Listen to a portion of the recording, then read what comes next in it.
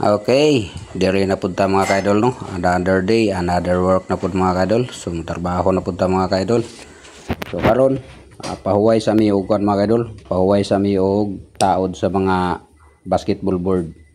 Kay nagsaking pamigbalas karon mga kaidol kay amo aning dalaon dito sa Esmeralda sa Apukon. Kay dito na pud mi mag taod og basketball board pag mahuman to namo og buhos. So na buhusan pa dito namo mga kaidol no. Amo pang buhusan ang puting nga patungan namo sa steel goal.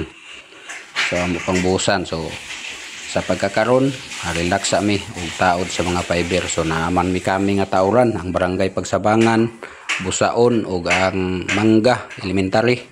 So wala pa man makuan kung naanabay mga chin block no ang matag eskwelahan. So subayon pa kung naana ba sila chin block, kung ready na ba ang ilahang chin block. Kay kana nga mga basta eskwelahan hipos-hipos gyud ang mga kuan na basta na pabor sa stage, hipos-hipos gyud ang ilahang basketball ring. So dari mga kaidol, dili lang taingon nga mo welding lang tataman mga kaidol, mumasa pud ta no. Mumasa, mo welding, mubuhos gyapon ta mga kaidol no. So mo panday pud tag nay pandayonon. Mao ni siya mga kaidol. Ang ako ang amo ang trabaho dari yan ini ang among trabaho dari mga kaidol no. So sa mga nangutana dari mga kaidol pila gid ang atong sweldo dari no.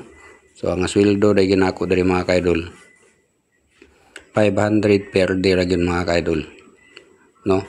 Sa tinuod lang gyud ang akong adlaw tag 500 lang. Kani akong duha ka kauban mga kaidol, ang isa ni kaning nagbira o kaning nagwagsako. So 579 ang iyang adlaw ana mga kaidol. So ang katong isa na mo kakauban, ang isa na ko kakauban. So casual to siya mga kaidol. So nag-adlaw to siya og 600 kapin. Pero mga kaidol sa among trabaho diri sa gawas mga kaidol, kaning among trabaho dili man sa ingon nga pagpangwinta no. Sa ato ang trabaho kay trabaho man ginato ni. Ang akong adlaw diri is 500 ra, pero ang ako ang utok mo naglihok sa tanan nga trabaho aning among gihimo nga mga basketball ring, basketball board. Labi na kung ma-assign mi og mga eskwelahan sa matong ginahimo namo. Kaning ginahimo namo nga kaning mga hangir o kanino, kaning magsakasakat aning piting habuga. Ako'y mang welding ana sa ibabaw, ako'y nagplano ana. Ako ang utok ang naglihok ana kay para mapurma lang na.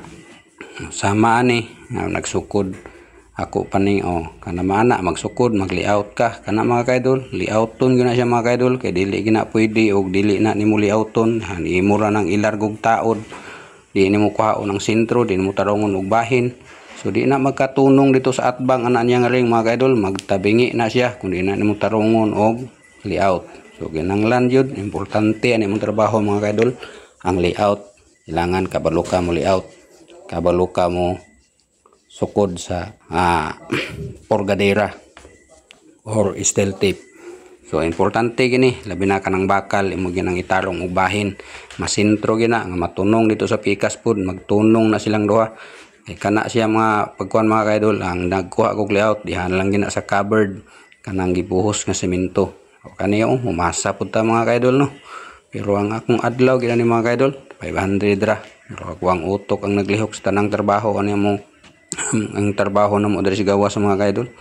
Labi nagmanaod na may aning kuan lagi kaning mga ring, mga board. So ako tanan. So kani sila kani ang mga kauban.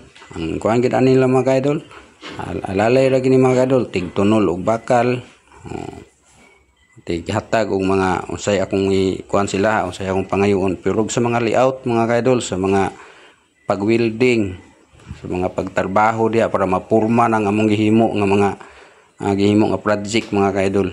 So ako tanan ang naglihok, pero ako ang pinakagamay og sweldo sa mo ang tulo nga nagpartner diri sa trabaho mga kaidol.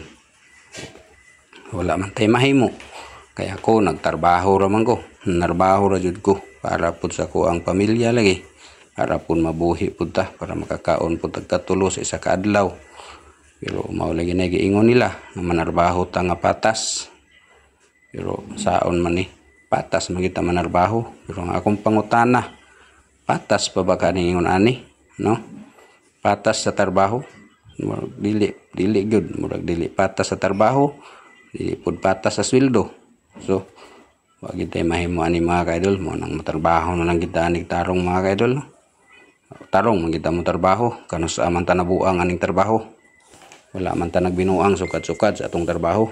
Kay atong trabaho pinangga ginako na akong trabaho mga ka-idol. Sukad pa ni sa una, sugod pag og panarbaho, basta magtrabaho ko, panggaon ginako akong trabaho.